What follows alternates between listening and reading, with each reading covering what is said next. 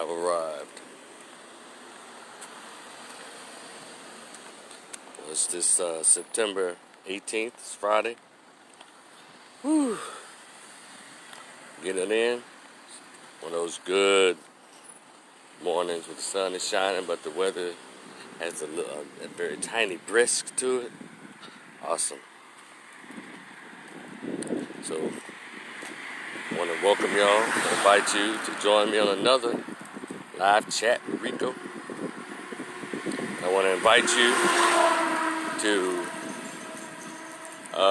if you have not already, I want to invite you to share this live. Share. And I want you to subscribe, like, and share my YouTube channel, Rico the Opinionist. Rico the Opinionist, Opinionist, or opinion with IST on the end. Rico the Opinionist, where I share my thoughts all over the place. And one thing about that, just like here, you have to volunteer to come on in here. But I'm encouraging others, although those of you who know others, to come on and chat it up with your boy. I tried to get some video folks in on yesterday, but the daggum thing wouldn't work. And so I don't think I'm going to chat that long today. I'm just going to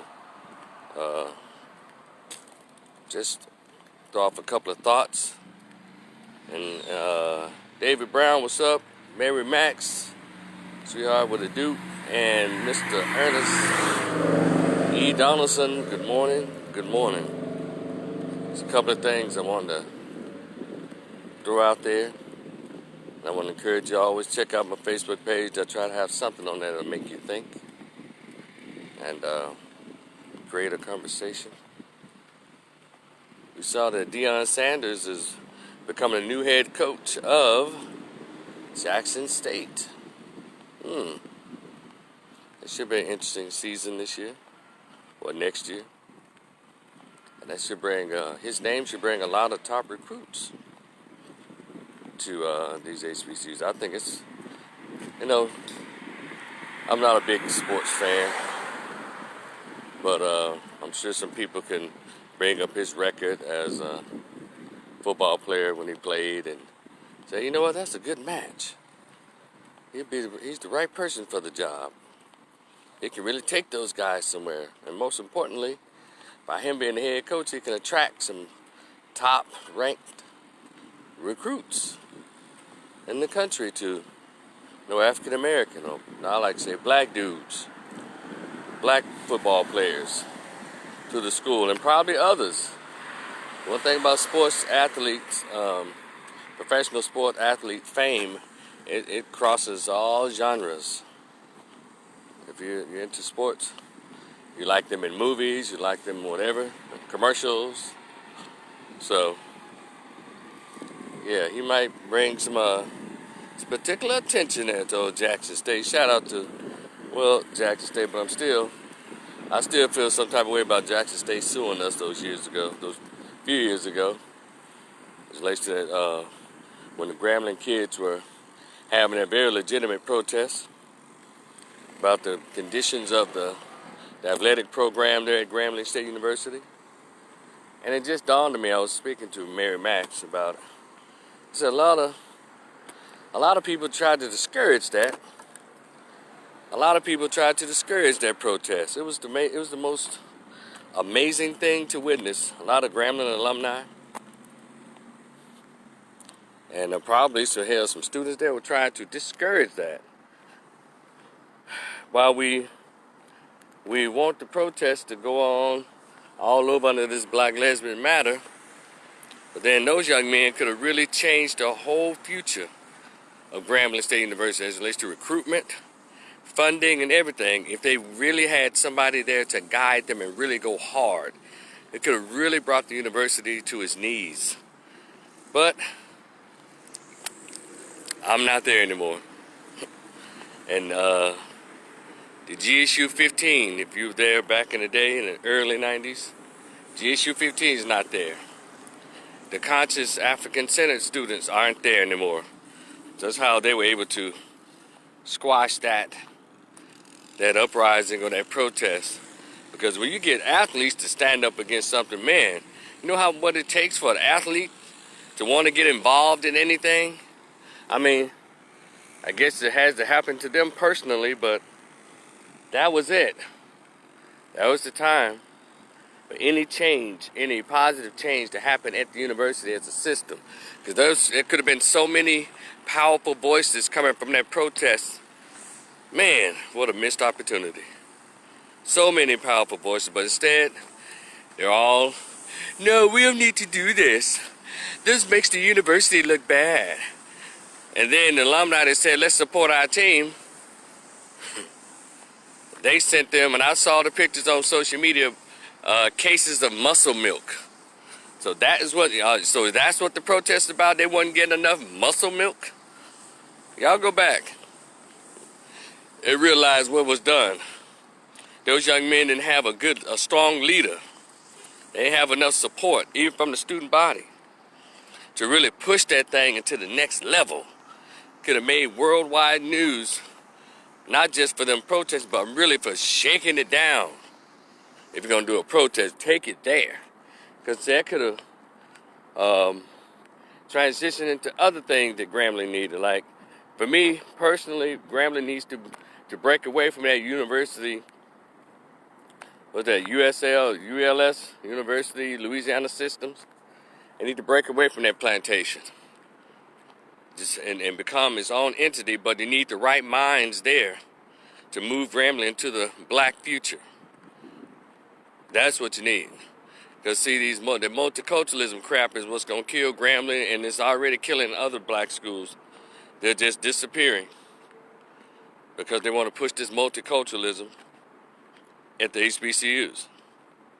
And I don't have a problem with multiculturalism. But the reason that multiculturalism was pushed to the white schools, they told you, look, y'all can't be accepting this damn money, from getting all this money and including black people's money, and not allowing black kids to come to your school. I'll say take your tax dollars and take them to your own damn school. But we have 105. I would love to say in counting, but I'll say and subtracting, because black folks still aren't sending their kids to HBCUs out of 45 million blacks. But anyway, good for you, Jackson State. Y'all have a Hall of Famer who's still very popular and who could bring that attention to your school. So good luck with that. And but Grambling, you still have to put a whooping on them, though. Coach Favre is not having that. We don't give a damn who. They can bring Superman to be their head coach, but Coach Favre is not having it. So let him have it, Coach Favre. So anyway, I only have 2 topics that I want to run by you, and not gonna hold you long on this Friday. I know you have things to do, but thank you for spending your pre-lunch and possibly your whole lunch with me on this chat. And as I get my stroll on, I'm not gonna run today. I'm just gonna walk with y'all and talk with y'all. Yeah, you'll probably get a heavy stride in. So, but anyway, I've put up a couple of posts on my page. And by the way, before I get started, I want to remind y'all, hey, the book is I'm still selling them. PDF form. It's called The Greatest Pain Ever Felt. The conversation with my absent biological father who never wanted to be found. Some people say it's a good story. I just told the truth about what it was like when I met my dad for the first time, and in person, and even when I heard his voice for the first time on the phone. So hopefully that will expand into a larger conversation. Or it's like the ocean is already there. I just hope it serves as a stream that leads into the bigger or the larger conversation about the importance of having fathers and the impact of when you don't have a father in the household, an appropriate father in the household. So, Cassandra Ship, how are you? What's up? And so I I have them up for sale if you'd like to get you a copy. It's $10 for the Cash App. I got the Cash App as well as the PayPal. You hit me up with the $10 with an email address, and I will send you the PDF file. Open it up. You can take the PDF anywhere with you on your phone or whatever. Doctor's office waiting. Just read my short story. And everyone who buys one, I'm always asking, can I get your feedback on it? I'm one of those persons, I want to know if it was cool, if you liked it. If not, if you didn't like it, tell me what it is. If you have questions about it, I'm open for questions. Say, Rico, so what do you think about this? Or why'd you say that? Or could you explain this part? I'm for all of that. Those of you who decide to purchase one, I appreciate it in advance. Again, hit your boy up with the $10 on the Cash App. It's on this page that you sign onto. I have the Cash App and the PayPal. Mess with me on either one. But the Cash App seems to get to me, I guess, on my phone a little quicker. So, it's called The Greatest Pain I Ever Felt. And, wait a minute, Sandra, if you're there, you remember me years ago reading, I used to read chapters from my manuscript. I'll just say that, we won't say how, but I used to read them in the public and stuff. We don't have to say how and where, I used to read it. I'm going to finally get it published next year, the whole manuscript next year. And I sat on it, I've had that damn manuscript since 1997 or 8, let me see, 97, no, wait a minute, 98, 99. And so, I used to read chapters to people here and there and get people's responses and so I plan to put the entire manuscript out and get it published next year. But right now I'm sharing with you the chapter that's entitled The Greatest Pain Ever Felt, conversation with the absent father who never wanted to be found. Because it's like 40 pages, so I decided to make it just one publishable short story. Or one I can just share with you all by itself, because that in itself was a trip. So, but the rest of them, I have other titles called my Grandma's Favorite, My Uncle Paul, That Bastard, 3 Teachers I Hated in School, JB, My Brother From Foe to Friend, talks about my relationship with my brother. My Uncle Paul, That Bastard, talking about him being a violent drunk and hell raised in our household. Me growing up as a little kid, so that's a lot of childhood stuff. I guess I suppressed when I was a student at Grambling State University. Then it all came out, I guess, after I graduated, because school wasn't there to distract me anymore. And I had to go back and deal with all of that stuff all the way from pre-first grade all the way up until about 18 years old, 17 at least. The foolishness, I'm telling you. Growing up in domestic violence and chaos and a majority single female head of household is not a walk in the park for a lot of us. Has not been, it was not, and has not, and is not a walk in the park for a lot of black kids. And that's something we have to be honest about and stop playing these games that, you can have your kid. It's all right, you take care. I'm his mom and his dad. We need to cut that foolishness out. We have a lot of damaged young black kids out here, black teenagers and black girls and black boys because of that upbringing. And of course, we can't say not all. Not all. We can say not all. But y'all know what I'm talking about. I don't do deflections. So, but anyway, I want to engage you after you holler at me on the book and stuff. Y'all got it? I want to engage y'all in the conversation about a post I put up. I put 2 posts up, so I'm going to go with the Naomi Osaka post. She's a little Japanese and mixed black well, a non-black player, but she goes by, and the media refers to her as Japanese. She refers to herself as Japanese, but she's been wearing a lot of Black Lives Matter stuff, blah, blah, blah. And she recently made the news, and rightfully so, for just kicking their behinds in those tennis championships. That young lady, she beat Serena, well, a couple years ago, and she's been on her way. She's good, mopping the floor with her. And there's the other little cutie pie, an actual black girl. Her name is Coco. She's making her way through there as well. So y'all keep an eye on little Coco, her little cute dog self. Actual black girl. Let's lift her up. Let's get her through there. Cause Serena's like people's grandma now. That chick. So man, we ain't get into Serena. But anyway, she had a glorious time in the field of tennis. Serena and her sister, they did the damn thing. They set precedents.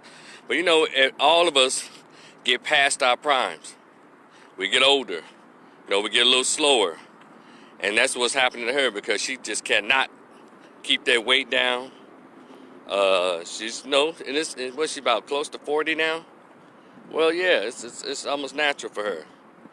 Because you can't outrun a 19-year-old size 6. And you're a size 20, right now, 18 with 10 pounds of booty and probably 30 pounds of thighs, you know, and just a hefty chick.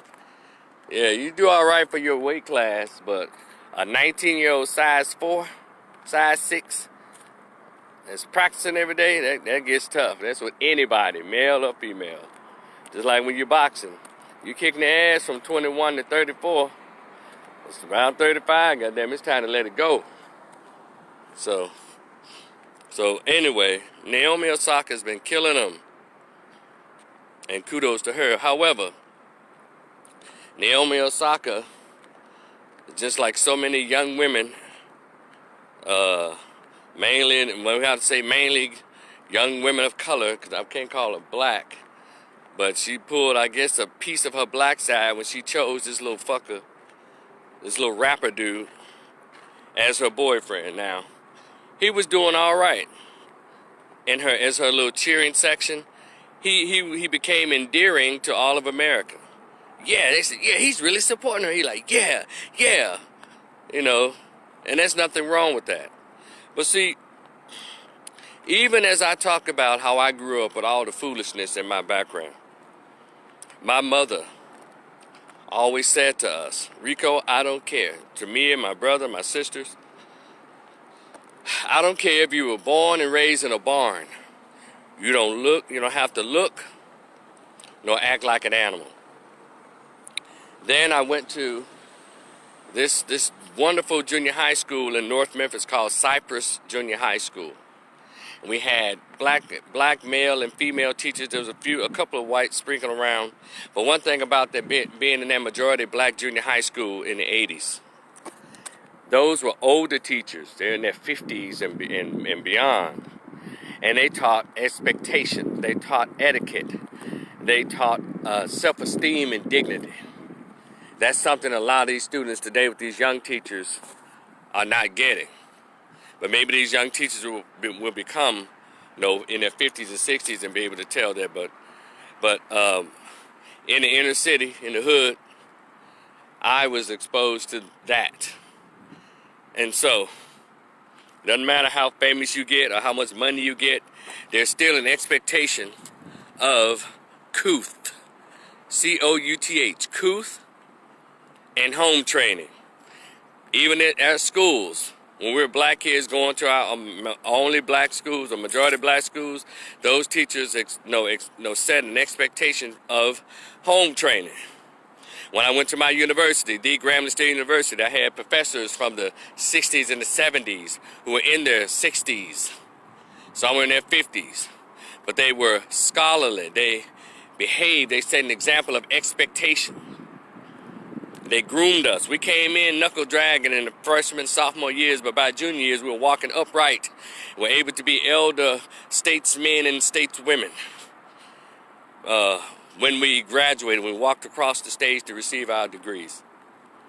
So I said all this to all those folks who were saying to me, And it's interesting, it was mainly men saying to me, black men.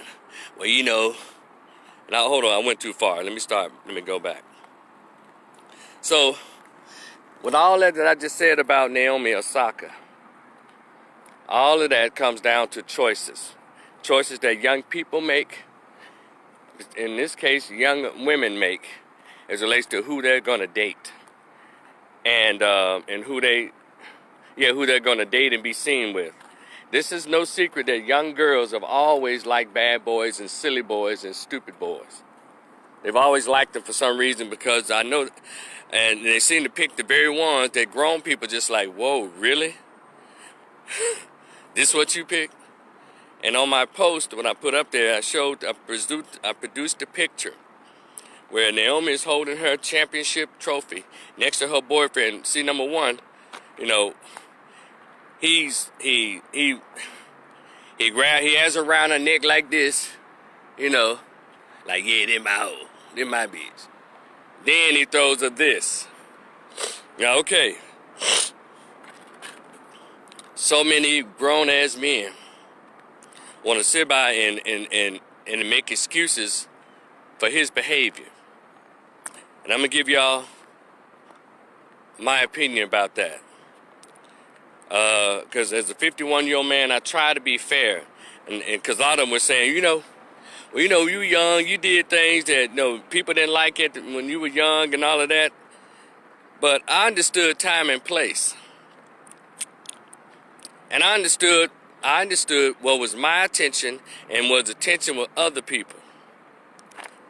As I look back on everything I've done when I was a young man, I don't think I went in and purposefully took shine from somebody else's occasion with my antics or whatever I did. I don't think I did that. And this is a problem when young women who are famous, they have something, start dating people who don't have the same clout as they do.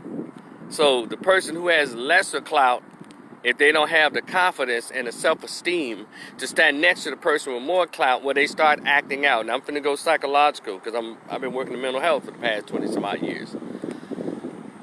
They tend to either withdraw completely and say, no, you go do that, that's you. And be humble and say, no, you go ahead.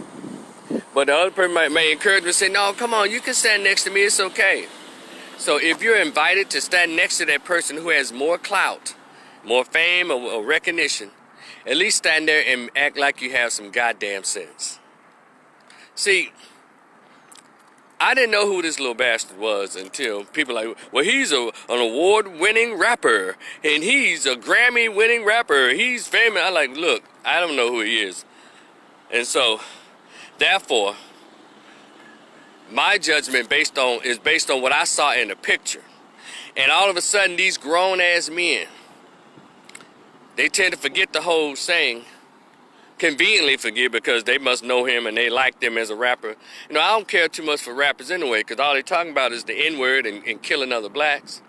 So I don't give a damn about no rapper in the first place, not hardly. And some of them make some cool beats, but I don't even call them artists. I grew up in hip-hop, and so these rappers today, I can take it or leave them. I don't give a damn who they are.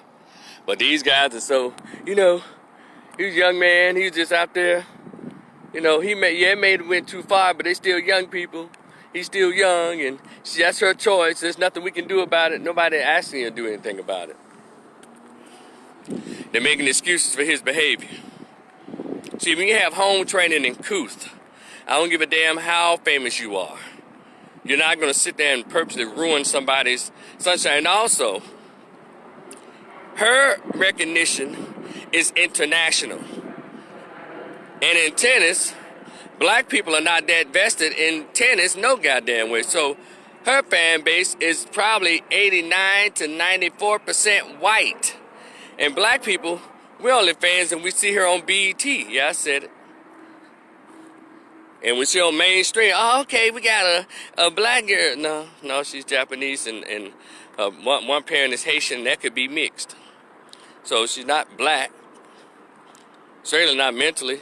Just because she wears a I can't breathe mask and Trayvon Martin, no, that shit don't make you black. Just make you, I guess, supporter of that cause. So anyway, he gets his little silly, uncouth, untrained ass on there and does this, which I thought was highly inappropriate. And her fan base is larger than his. Her fan base is a tennis star, goes across the waters. I mean, just some of everybody. Just like it did with Venus and Serena. The same thing with her. Black people aren't invested in tennis like that. So he got a little multicultural hip-hop folks and all that, and the pockets aren't as deep as this young woman. This woman has sponsors. And I was reading some articles of the reactions to this, and there were people who were suggesting that her sponsors, I read an article or a line that said, I wonder what her sponsors think about that picture, about that disgusting picture. See, him doing that could cost that young woman a lot of money.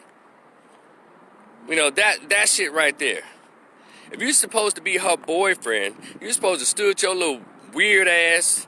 And I don't even know if he's fully black. He might be a mixed, a biracial dude trying to take the hood thing to the, you know how these little suburban raised biracial, but they got brown skin little fuckers try to do?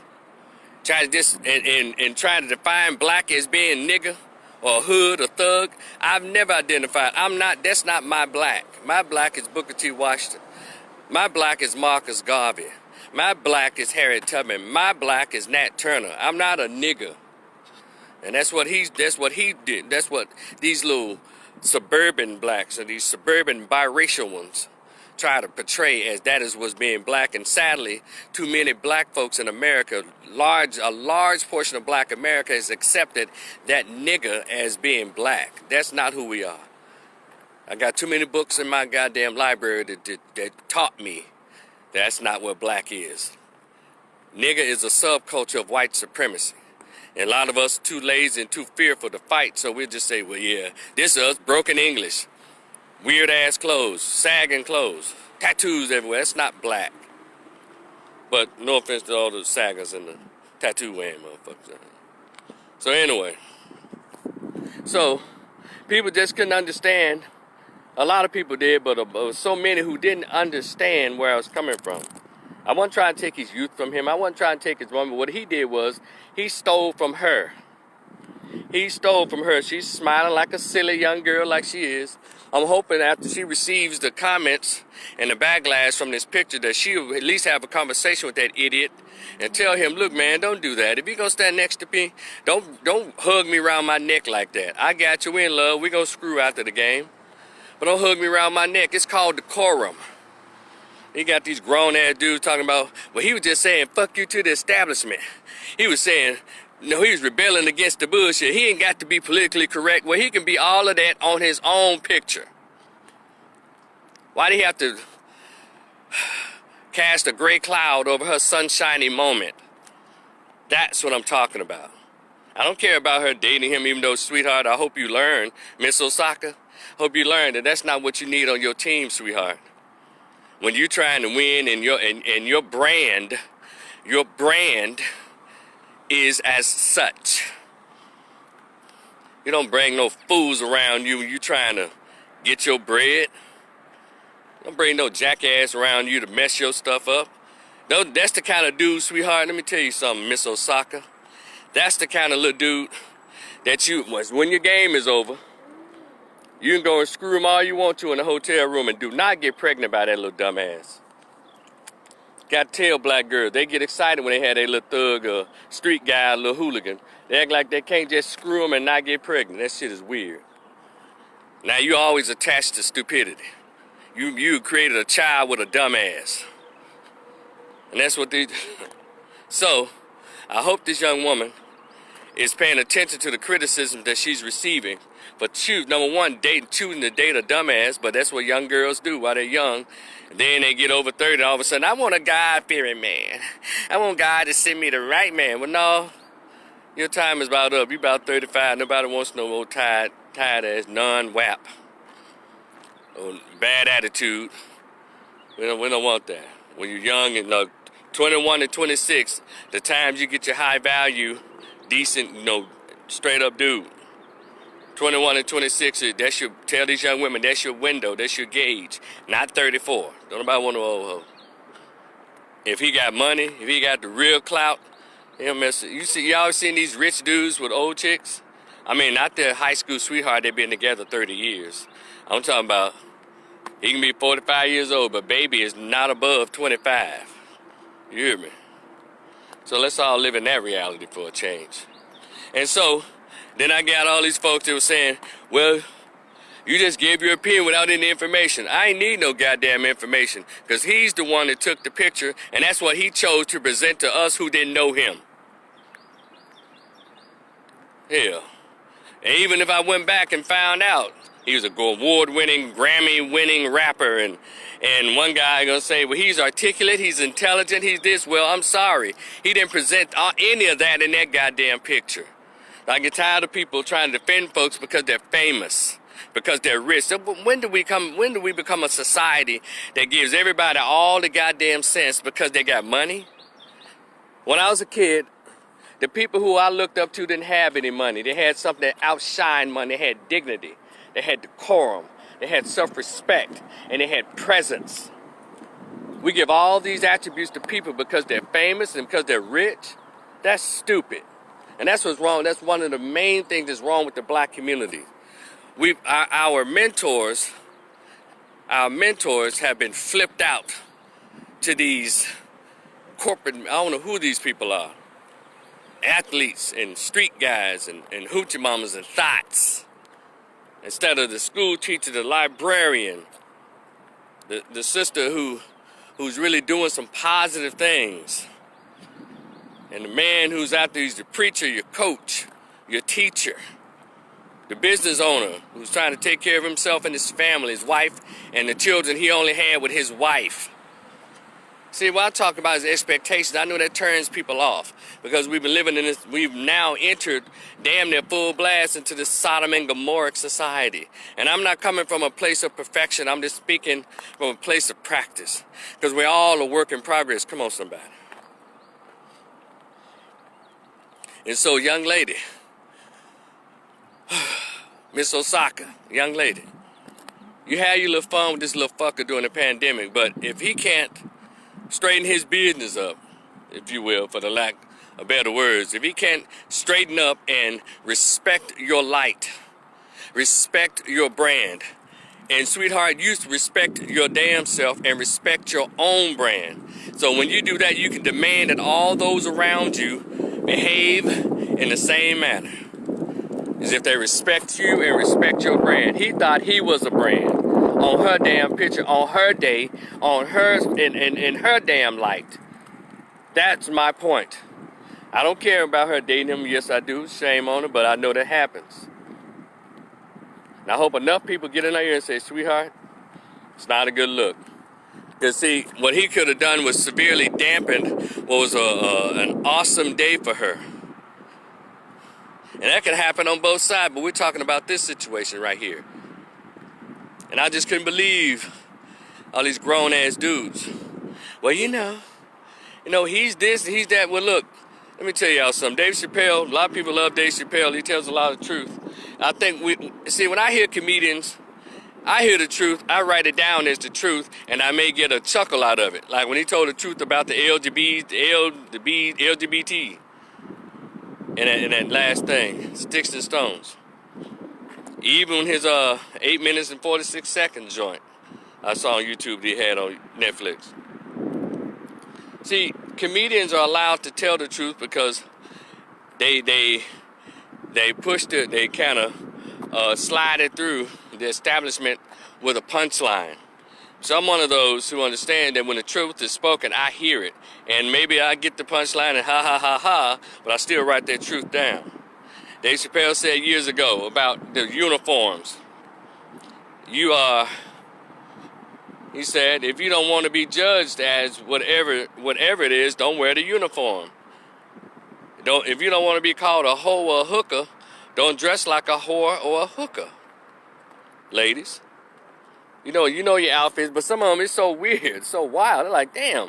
I remember one time, yeah, you just, you go out and the young ladies, when they're walking, I said, well, damn, I remember some of these outfits when I was a kid in the late 70s and seeing hookers wearing the same damn clothes. Our young women literally wear prostitute clothes out in the malls and Dollar Tree, Family Dollar, Walmart. They literally wear hooker clothes. But you're not supposed to come at them like, damn, what's up, little mama? What they here for? Excuse me? How you gonna disrespect me back? First of all, you disrespect yourself. I'm not supposed to respect you when you're not presenting respect. Damn all that. My bad. Okay, you ain't selling pussy, but stop looking like you sell pussy. Number two, Dave Chappelle said, look, you walking down the street in a policeman's uniform and a crime is committed and someone comes up to you and say, officer, that man just ran out from the purse. You say, whoa, wait a minute. I'm not an officer. What are you doing? You're like, well, damn, you dressed like one I thought you were. So having said that, to that Cordell, whatever the fuck his name is, and all of his defenders, if he wanted to be perceived like what y'all say, this intelligent, articulate, and pretty nice guy, he would have presented that. He presented the image that he wanted to present. That's being a dick. And that's what those of us who never heard of him, that's what we picked up on. And it's all over the news. You are in control of how you are perceived. How you present yourself in society is how people perceive you. So, again, you have freedom of speech, the freedom to wear what you want to wear, but don't get to tripping when people see you with some crazy shit on and they react to it. You have the right to wear a fairy godmother tutu and skirt and have the wand. And someone says, excuse me, are you gonna ever leave some money under my tree, under my pillow? And you say, what you trying to say? Aren't you fairy godmother, mister? Oh, first of all, no, I'm not a fairy godmother. Well, you count the outfit. It's just, even though you got a thick ass mustache with the outfit on. So I'm just saying, let's not try to pretend or feign ignorance when it's convenient. So it's because somebody that we like that's a celebrity. Let's not do that. That young man, in my opinion, was out of line. I understand he was standing up, probably protesting with her. That's fine too. I get all that, but that picture is out of line. And then somebody said they took so many pictures. Let me tell you. They said, well, they should have picked the one. He should have presented the one that they wanted everybody to see. And someone said, well, bro, they always put pictures out there that don't make us look good. I said, they want the ones who put up the middle finger and let somebody snap it. He did that. So stop with the white supremacy shit when it's used poorly. Don't throw in the white racism shit incorrectly. That dude purposely did this on his own. And if people took the picture, they can do what the fuck they want with it. See, if he never posed like that, there would never been a picture of him doing this. How come people don't understand that? Yeah, racism, white supremacy is what it is, but you don't have to participate in this shit. He gonna say, well, you know how they take when someone dies, and the first thing they do is put up one's mug shot, or, well, the family also has pictures. They can present pictures. But in some cases, you go to people's Facebook pages, they got this going on, they got money in their hand, a money phone or like this to their ear. Some of them don't take pleasant pictures. They take all rough-ass, thug, hood, criminal-ass pictures. That's the guys and girls. So sometimes the news doesn't have a picture to choose from. And then you got a 30-year-old up there, or a 25-year-old, but you're going to put up his graduation picture from the 12th grade? He ain't looked like that since the 8th grade. Since the 12th grade. So, it's weird. I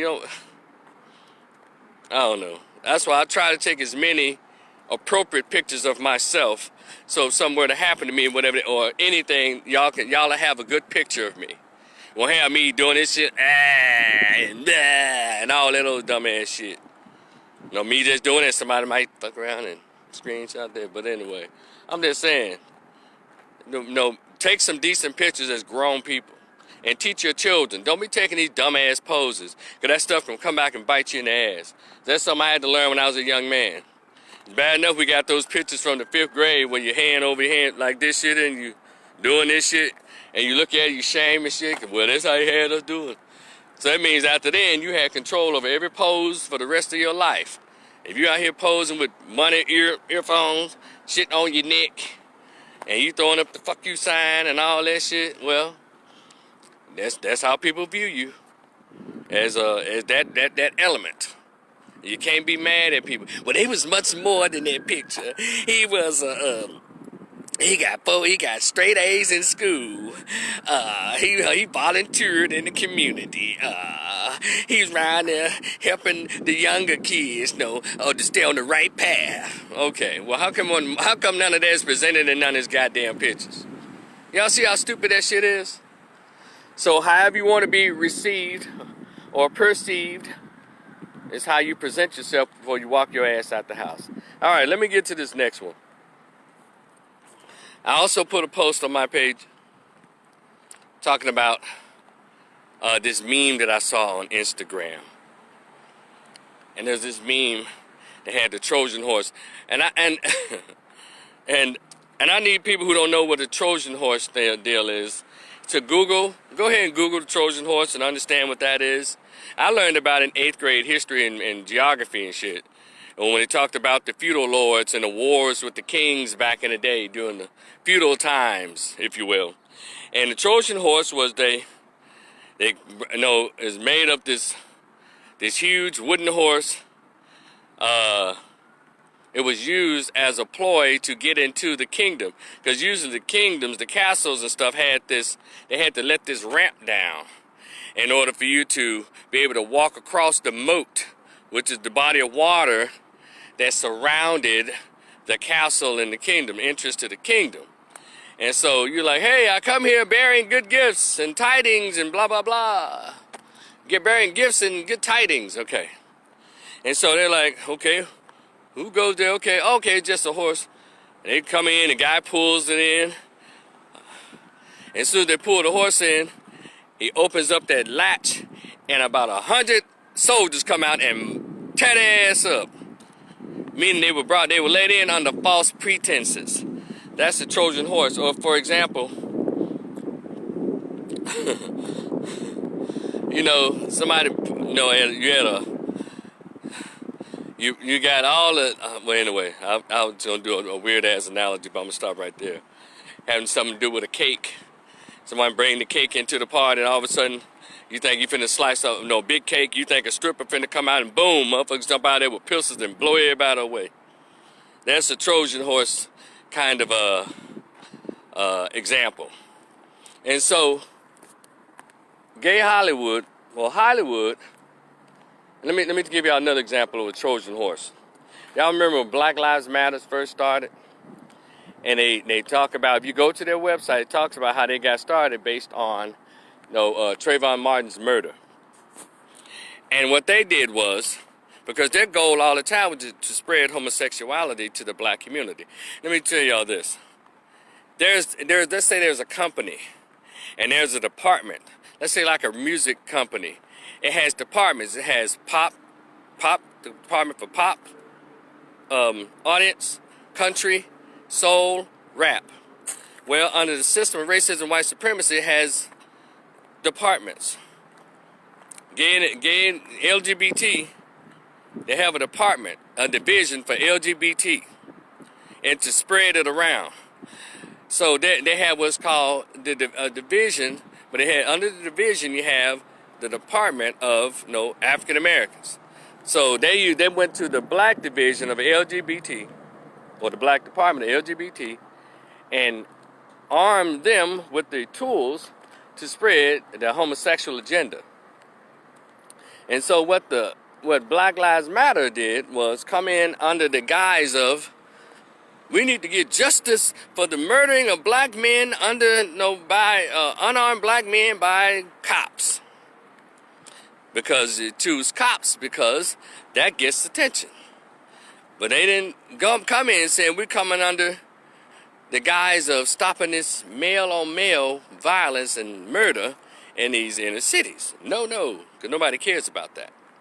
But you messing with, say, state and federal officials, well, that brings attention. So, that's why they only choose cops. You ever wonder why? And so it also brings money and brings all that kind of stuff. So, but they're already funded by, Jewish and given sanction by the white LGBT. And so Black Lesbians Matter got together and said, okay, our Trojan horse is the murder of Trayvon Martin. That's how we're going to get into the black community and attempt to normalize what we're doing. What we're going to normalize this lie about actually fighting for the rights of unarmed black men being murdered and try to change the laws. Well, in actuality, when the black community let Black Lives Matter in, they opened up the floodgate, opened up that latch, and all of the gay and lesbian soldiers, black lesbian soldiers, popped out. Next thing you know, it's all about trans, queers, and bisexual, lesbian, all kinds of shit. Look at their website. And so now, you got them all up front talking about gay and queer rights. And black people pushed to the back. Yeah, these are black gays, but I've always told y'all, stop making black gays black people. Politically, they're Caucasians because they want to be next to white folks. So stop making black gays black people. Politically, they're not. They never side with black people. All that is an agenda, and it's just manipulate black people based on their pain and hurt and suffering. And so they came in under that. And here we are today. Black gays have infiltrated the black community and pushed the push. So now Hollywood, this is what Hollywood has done to black folks. Now, mind you, this stuff I read in the books by Dr. Francis Cress Welsing is called the ISIS Papers. But I was very fortunate in the early 90s and mid-90s and even early 2000s to actually meet her and sit down in a lot of her lectures during the latter part of the 90s and early parts of 2000s. I'll say that, yeah. And got to hear her in person when she explained the future, which is now, but she talked about it, how the effemination of the black male is the #1 aim of white supremacy, to push homosexuality into the black family. And that's the wave that we're under now, if no one has picked up on it. Dr. Francis Cress Welsing talked about it, and y'all can go go to YouTube, find her lectures. She talks about it back in the 90s. The black male, how the black male will be effeminized from the household because they remove the fathers and put the moms in there, and the moms will be the ones presenting their boys up to white supremacy, or helping to perpetuate the feminization of black boys, knowing or unknowing.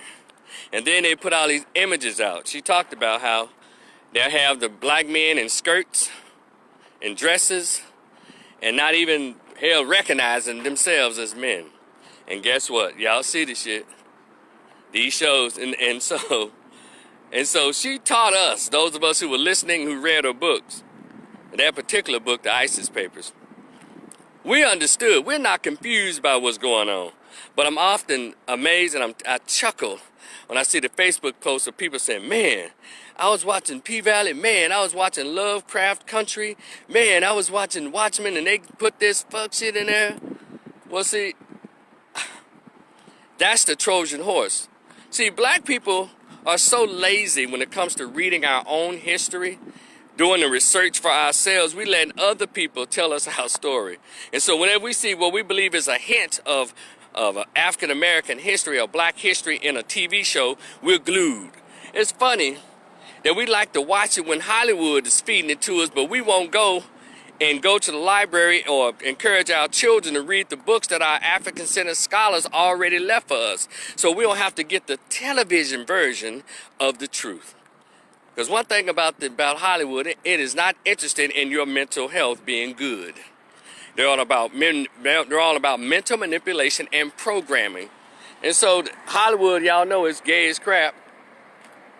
And so they start having these little black shows on these cable shows. Now, for some reason, Hollywood didn't allow the underground, because I never watched it, but I got a close friend, Mary Maxwell, and she watched it. it's a quality TV, and she would tell me about historical facts that went on in that, and a lot of people glued into that show, no problems, but somehow they took it off the air, and now you got all these other shows that try to talk about historical historical things that happen with blacks, and like I wrote in my article, what they do is they bait you in, lure you in, like, man, they telling the truth, they killing white folks too, man, that happened, man, oh man, it's a great show, I love it. And then episode 5 come around, out of nowhere, they show two black men having sex. First they hit you with the interracial.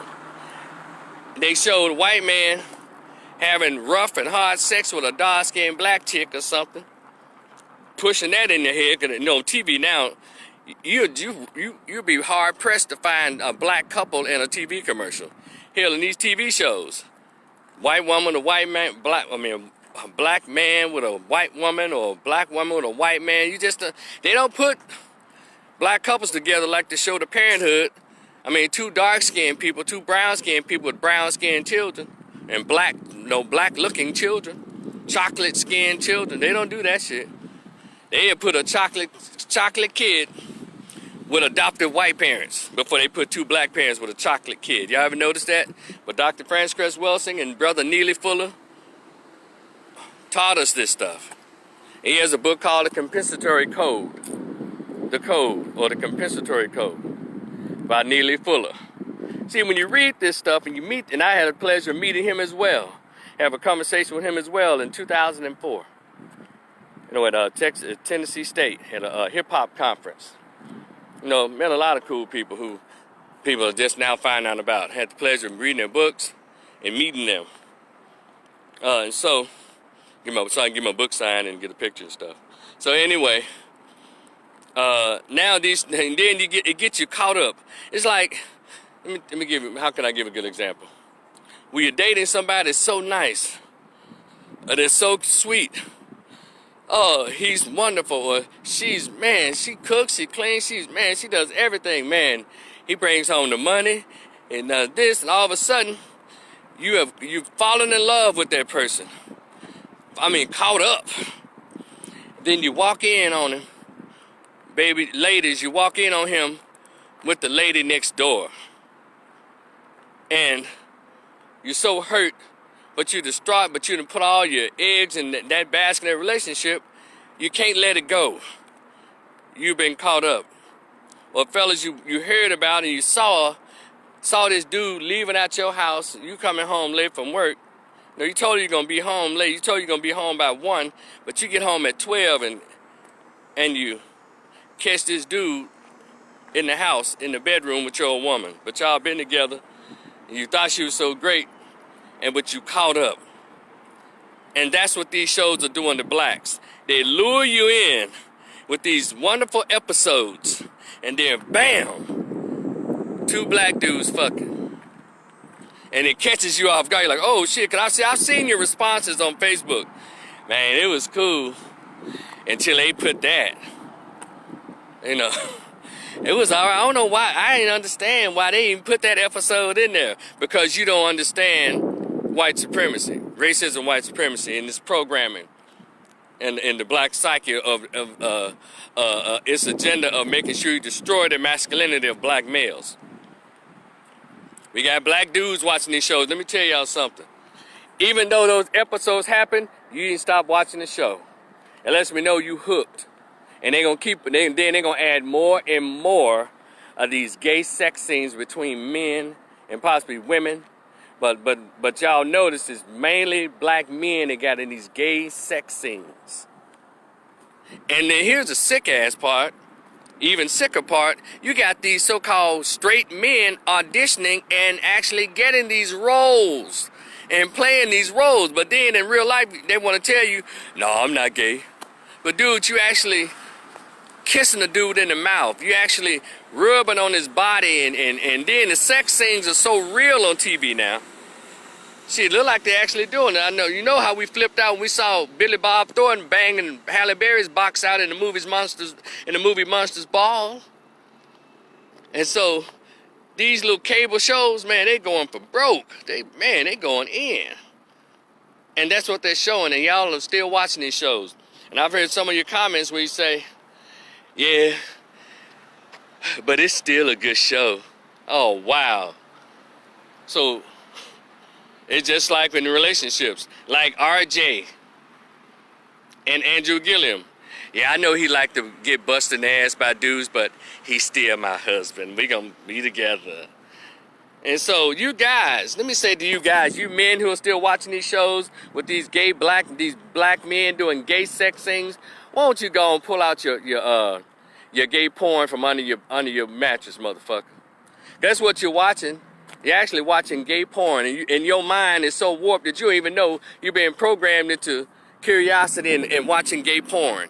You might as well, because if you watch any of these shows, The Chi, Watchmen, Lovecraft Country, P-Valley, Snowfall, any of these shows that they put out and lure Negroes in, you as a man, you watching gay porn. And yeah, I just told you. You might as well go on Pornhub and see that same gay sex scene on Pornhub. Go ahead, bro.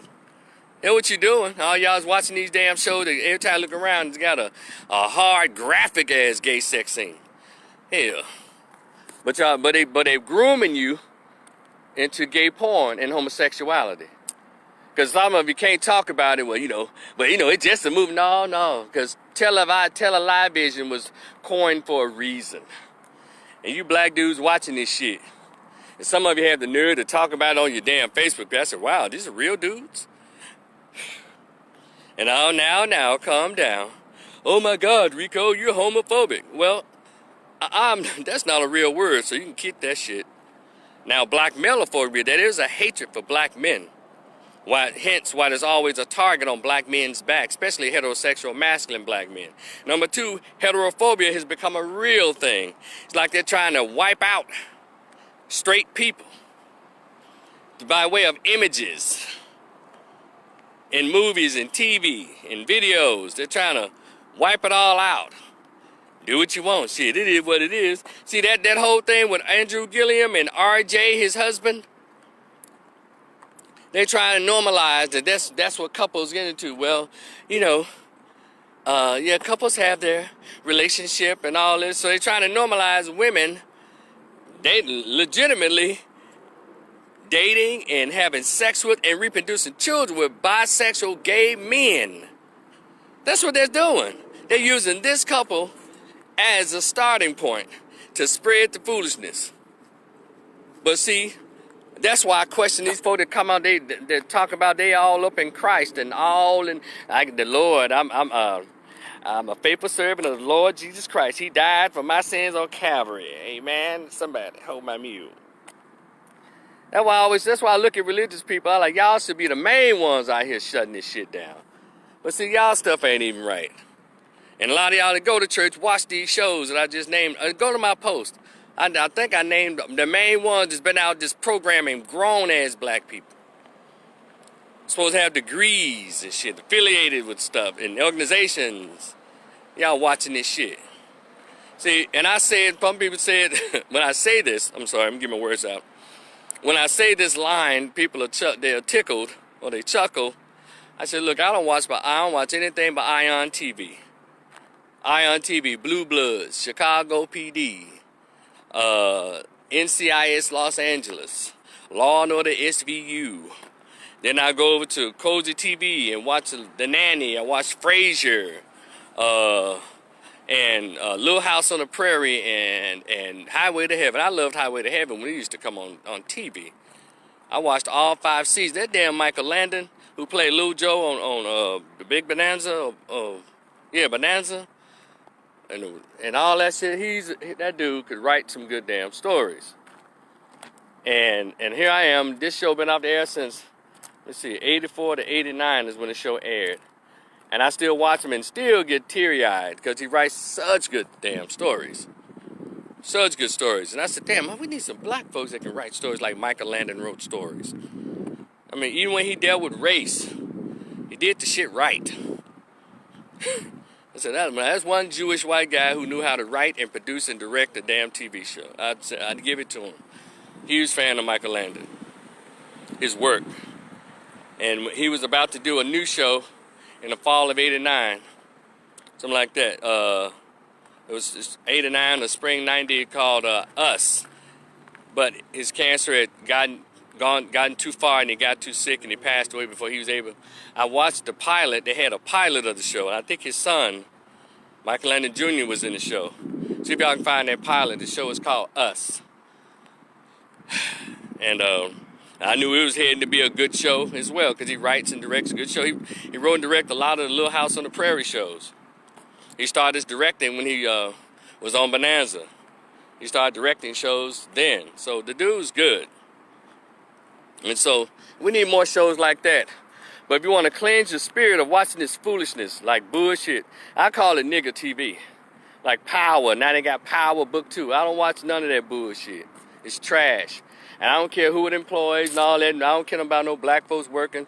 And guess what? If they're based on that logic, we shouldn't be fucked up about the drug dealers and the gang members. They working. Adolf Hitler worked. Ain't nobody celebrating him. So we need to just stop. We need to stop all this bottom feeding as a race. We can make money. Dr. Cosby showed us with the Cosby Show that we can be highbrow and still make a good living while keeping our image as people intact. But we around here literally getting trash out the toilet, sniffing it, licking it. Well, you know, them people may making money. I don't care. I don't care. We're gonna have to. I don't know. It's like a deterioration of the mindset of the intelligence of the black populace in this country. And that's what those shows are doing. They pull you in with that Trojan horse like it's some good. It started out probably a well-written show, then they put in the fuck shit. Because the goal is to completely normalize homosexuality. Now the next thing that's coming, and it's across America, not just black folks, that is pedophilia. They're going to normalize that. They're doing it with the show Cuties. So they inch it in after they make them. See, that show is going to be used as to let everybody get all their frustrations and rah-rahs and all this and drop it Netflix. But they're going to ease it back in. And California's already passed a law that's lessening the punishment for sodomy acts between adults and children in California. Y'all need to check out this shit. You know, I don't keep up with all the news, but some news I do. And California is the most liberal state, but really blacks are suffering in that damn state.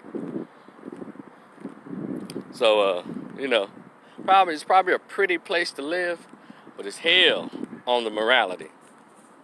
If you have any, your morality is tested all the time in California. If you have any morality. Say what they want to say about these southern states, like Alabama, Texas, Louisiana, Tennessee. Them white conservatives don't play that shit. Say what you want to say, and I do too about white conservatives. But they don't play that shit. They can be doing no bathrooms up in here, no dude with a mustache and a dress going to women's bathrooms in the state of Tennessee. Now in California, they got it all going on in all these other so-called liberal states. Y'all see how this stuff works? So yeah, you got to make a choice. To my religious folks, y'all gonna be of the world or you gonna choose God? To all of us who are intellectuals, we're gonna understand what we're supposed to be doing with our morality, or we just gonna go with the flow because we don't think it has an impact. We all have a choice. Now, am I gonna sit here and tell you that I haven't been involved in some form of debauchery? I'm not gonna tell you that. But I don't go to strip clubs. I don't have no interest in going to strip club. But if I did go to the strip club, it wouldn't be there to make it rain. I'm not finna throw my money up in a bunch of whores.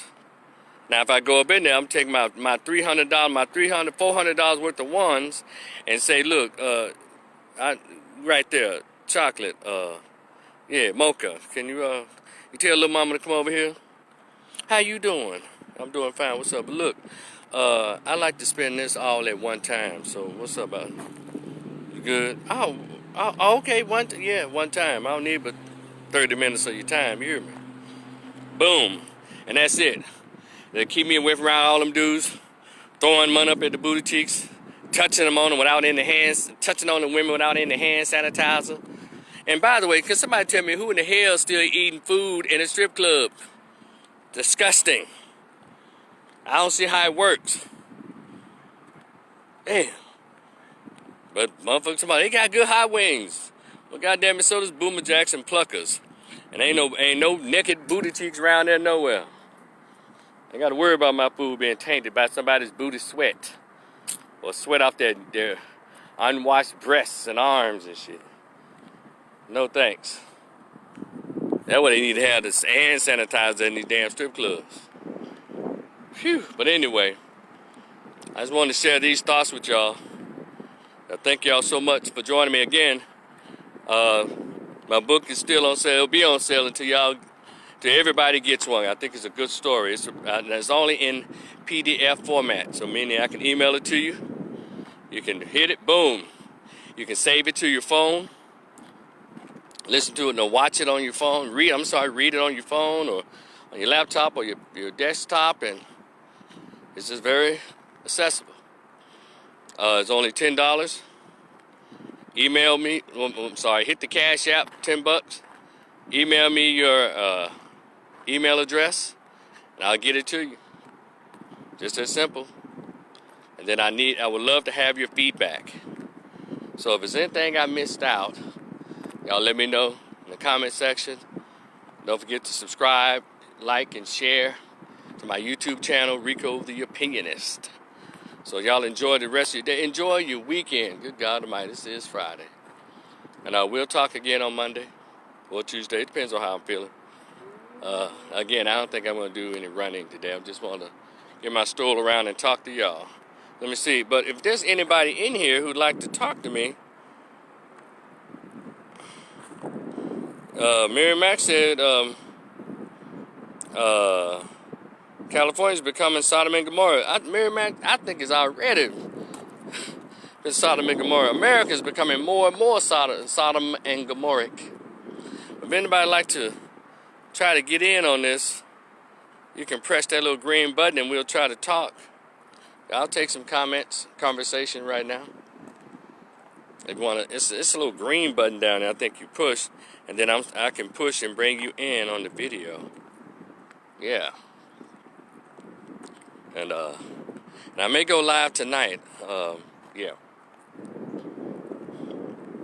May go live tonight. About 9 o'clock, something like that. 8, 9 o'clock tonight.